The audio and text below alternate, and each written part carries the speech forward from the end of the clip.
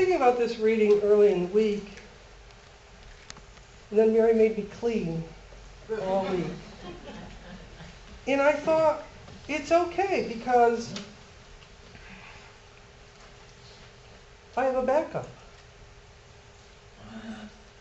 And so with Reverend Leslie here, the best way to test your regional conference minister is to ask her to preach impromptu without notes on a reading she didn't know about. Does that not make sense to you? And hence I came up with the title, Why Has This Happened to Me?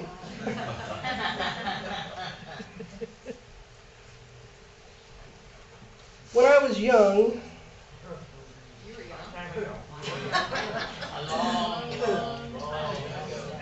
see, it's a dialogue homily whether I want it to be or not. In another life, when I was a nun, I used to say this prayer. It's this prayer of Mary, the Magnificat, every day of my life. And I did that every day for 5 years. And it's a beautiful prayer. And I love this prayer. But as I read it again this week, I thought,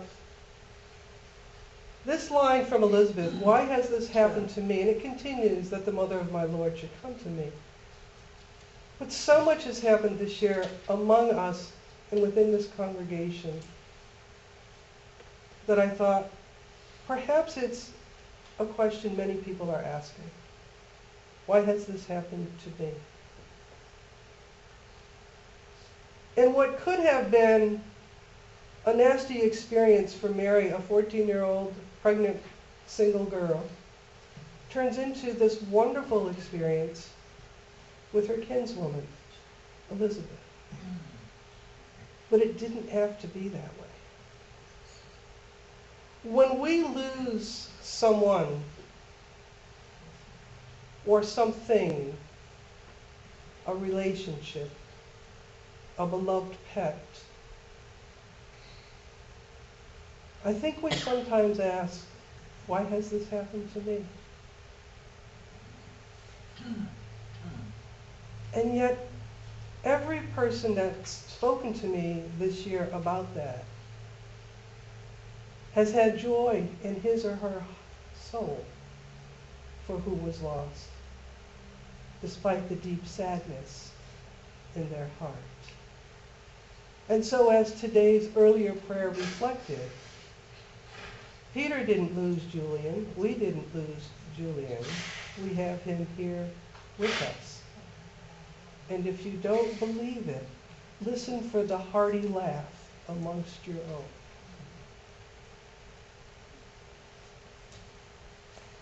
Today is the fourth Sunday of Advent, also known as Love Sunday. And so I good searched love, because I clearly don't know much about it.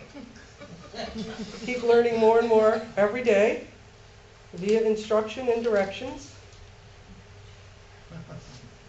And I found these little vignettes I wanted to share with you as we think about Love Sunday. Today I walked up to the door of my office. I'm a florist. Oh, and I thought, do I really read this one? At 7 a.m. That's kind of late, isn't it, Al? It's very late. To find a uniformed soldier standing out front waiting. He was on his way to the airport to go to Afghanistan for a year, and he said, I usually bring home a bouquet of flowers for my wife every Friday, and I don't want to let her down when I'm away. He then placed an order for 52 Friday afternoon deliveries. Today I told my 18-year-old grandson that no one asked me to the prom when I was in high school. He showed up at my house this evening dressed in a tuxedo and took me to his prom. This morning when I was searching through my dad's toolbox for pliers, I found a dirty folded up paper at the bottom. It was an old journal entry in my dad's handwriting dated exactly 1 month before the day I was born. And it read, I am 18 years old, an alcoholic who was failing out of college, a past cutter, and a child abuse victim with a criminal record of auto theft. And next month, teen father will be added to the list. But I swear I will make things right for my little girl.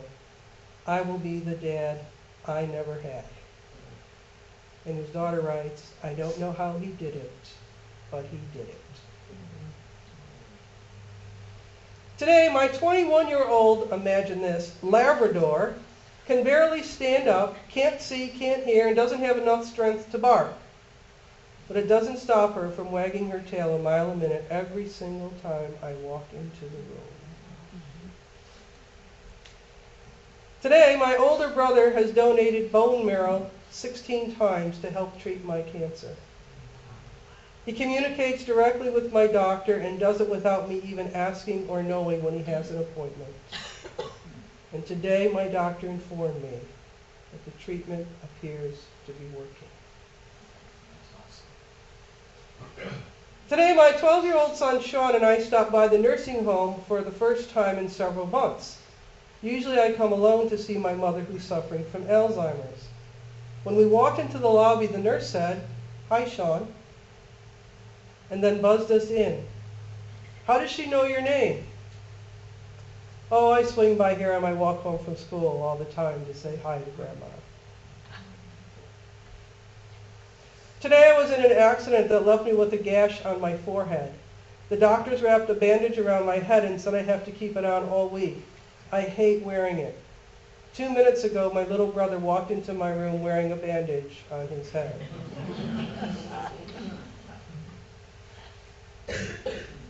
This week on Facebook, I saw a post within our extended family. My brother's brother-in-law, Bill, is a young man. Everybody's young when you're 62. Diagnosed with stage 3 cancer. His oldest child is in college as a freshman, and his youngest child is still in high school. And on Bill's page was Bill grinning with his best friend who had shaved his head because Bill no longer has any hair.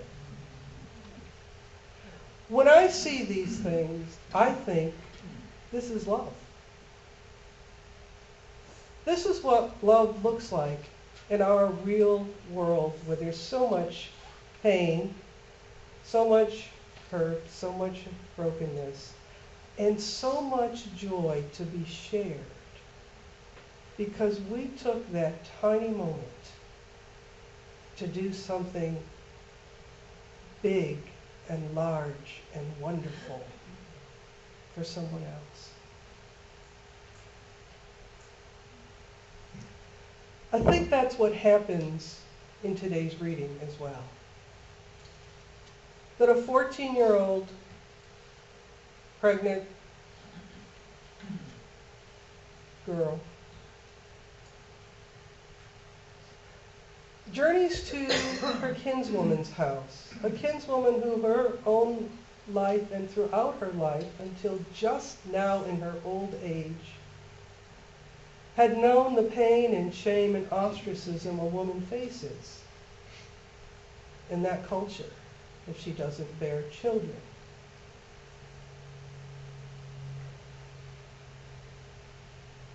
And somehow Elizabeth gets it. Somehow Elizabeth is a prophet, if you will. To know who Mary is at this moment is different than who Mary was before she came to the house.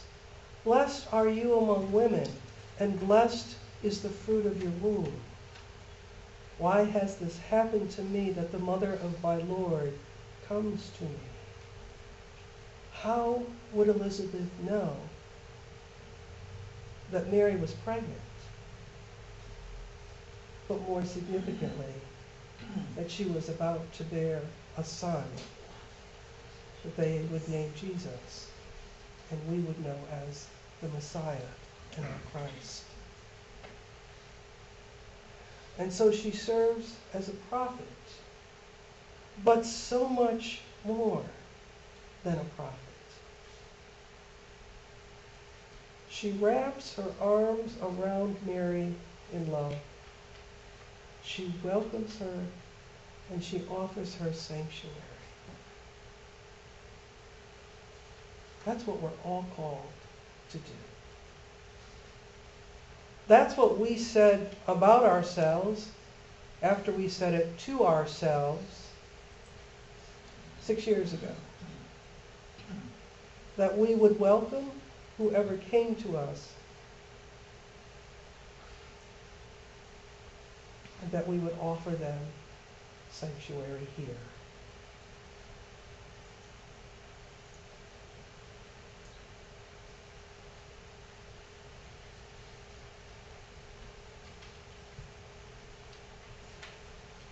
Caroline Lewis of Luther Seminary speaks of this particular passage in this way. She says, "Wow, is mercy ever hard to come by these days? Yet here's Mary. And I suspect that not much mercy was ever extended to her. She should have been overlooked, rejected. She should have been dismissed from her community, distrusted, disbelieved, and doubted. She should have been silenced, separated out as one not worthy of God's love, let alone trusted to testify to God's love for the least in our world. Which is why in her song she has to give witness to how much God's mercy matters. What difference it makes. She was cared for and called. She was lifted up because she was.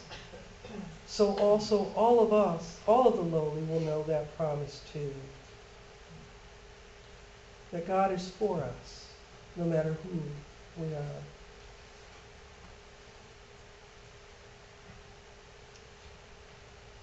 Jan Richardson, who was one of Scott Keir's favorite writers, says this: Mary asked for an explanation of what was going to happen to her, and then gave her willing consent. Elizabeth celebrates Mary's willingness to say yes to God. Instead of shaming Mary, she welcomes, blesses, and celebrates her. When Elizabeth welcomes Mary, she practices the same kind of inclusive love that Jesus will show to everyone who needs.